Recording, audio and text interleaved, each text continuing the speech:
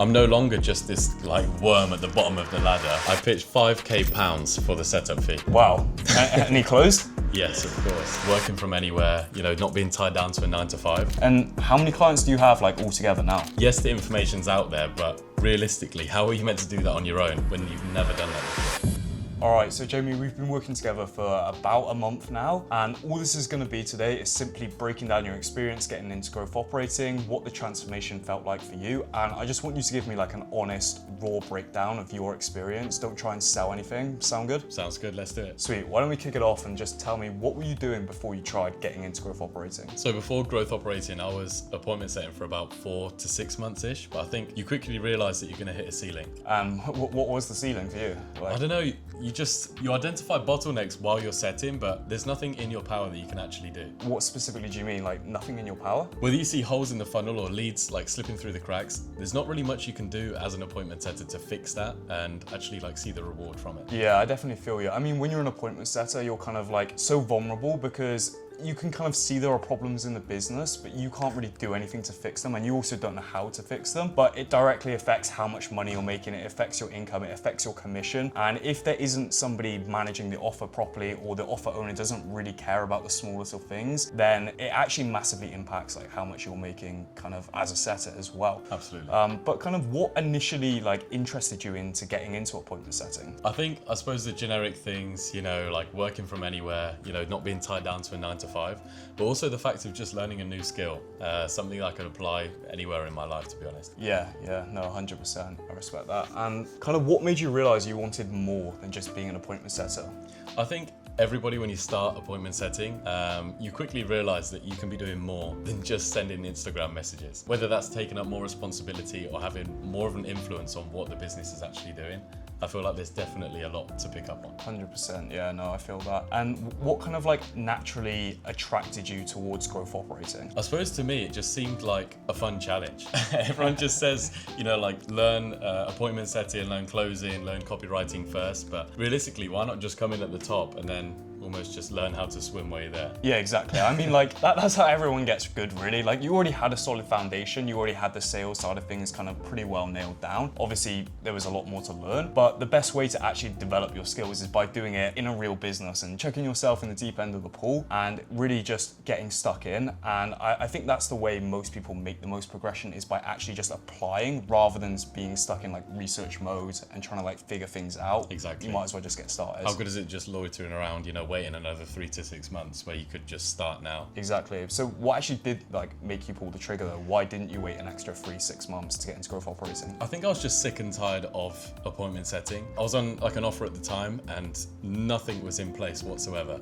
And I felt like I was like constantly trying to overachieve as an appointment setter. So I thought, I'm already in this deep, why not just pay for a mentorship and get started? 100%. And what was it that made you realize that you needed support to get into growth operating rather than just like figuring out yourself? I think it's like pretty obvious. Growth operating is such like a vague term, and every single offer is so case by case. Yes, the information's out there, but realistically, how are you meant to do that on your own when you've never done that before? Yeah, 100%. There's like all the different like small little moving parts, like different systems, also like skill sets as a whole. There's definitely a lot that goes into it, and trying to figure it out by yourself or like piecing together random YouTube videos isn't really ever like an easy path forward. So you've literally just finished your first month in growth operating. How long did it take you to sign your first client? It's kind of a weird case for me because I was already appointment setting on an offer. So I basically just pitched the offer owner I was on for growth operating, and that's how I signed my first client. Right, upselling your clients, like as a sales rep, if you're a sales rep watching this, like upselling your clients is one of the easiest ways to get into growth operating. You don't need to worry about outreach, you don't need to worry about doing anything else. Literally just get close with your offer owner and upsell them into growth operating. And it's one of the easiest first steps you can take to get into the space. So, I mean, yeah, it definitely makes a ton of sense. And how many clients do you have like all together now? I think I'm working with 3 at the minute at the end of my first month. The second client I closed was through a referral, and then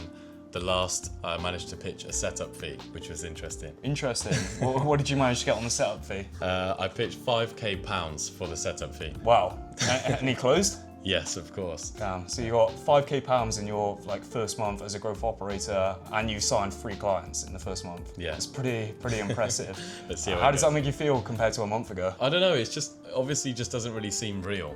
Being able to charge like a setup fee for your service, rather than spending all of your time as an appointment setter just trying to earn money off of commission, actually being someone's willing to pay just to have on their side just seems like such a better deal to me. No, 100%. And what was it that surprised you the most about growth operating? Was there anything that you thought was going to be way harder and it actually wasn't? I think all of it, to be honest. Going into it, I thought it was going to be hell. You know, there's all of these different funnels and things. You have to try and figure out what works best with your client, how you're actually going to implement it. But at the end of the day, everything's just easy to implement. If I struggle with anything, I just hop on a call with you all a week, or I just check through like any of the SOPs on the dashboard. So Were there any parts you found difficult? I suppose no. Like the only difficult part is the things you haven't done before, but there's always support from like you, Loic, or anyone else in the community for that. So genuinely no. Well, yeah, no. I mean, like, that's kind of one of the most important things is just having people to like speak to or knowing like what to do, even when you are stuck, because it's inevitable. If you're trying to get into growth operating, it's going to be inevitable that you get stuck or you're confused about something. There's just so many moving parts, but having that kind of like right level of support definitely helps for sure.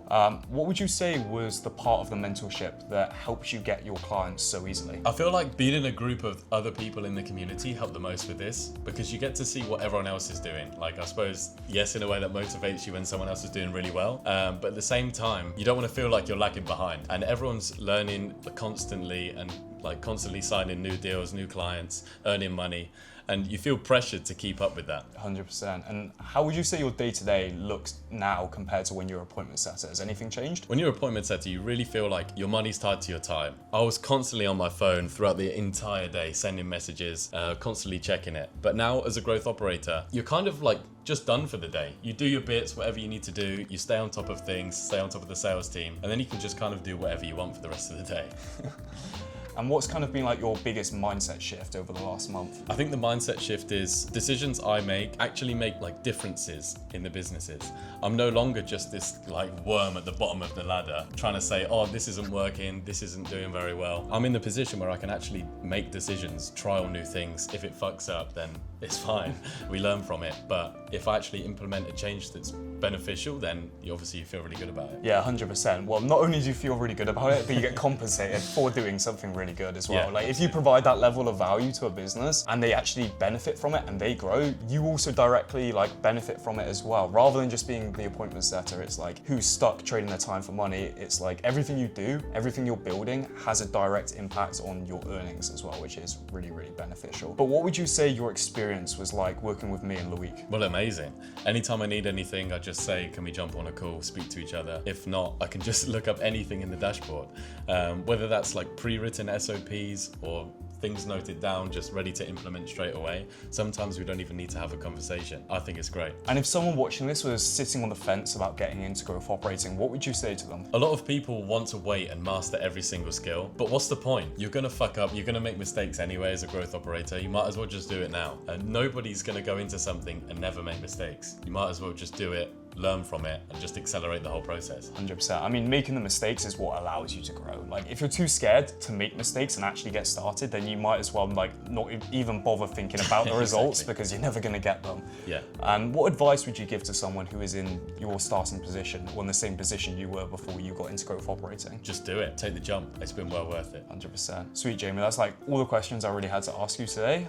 Is there anything else you'd wanted to add or anything like that? I think something valuable to add, as an appointment setter, every input you put in or every bit of effort you put in could just go like instantly. If you're messaging a lead and you're at the point of booking them in for a sales call and then they just block you, for example, or somehow leave, all of that effort and time is just completely wasted. As a growth operator, every single input you have has like a direct output at the end of it. So even if you feel like you're wasting your time on a new funnel, you've learned something from it because you've made the mistake, something hasn't worked, and you know what to change for next time. So I think that's like, it's genuinely really useful to know that everything you do actually has value. 100%. And like every time you do something, not only does it have value, but you're learning something new as well. When you're stuck as a setter, you're basically just like doing the same thing day in, day out. It's just repetitive every single day. And for me, that was also the biggest thing, that like I felt like I was stuck because I had a ceiling above my head in terms of earnings, of course, but also I felt like I wasn't learning anything on a day-to-day basis. Whereas transitioning into growth operating, everything you're doing has value, but you're also learning something new every single day. Absolutely. It's the exposure to just like everything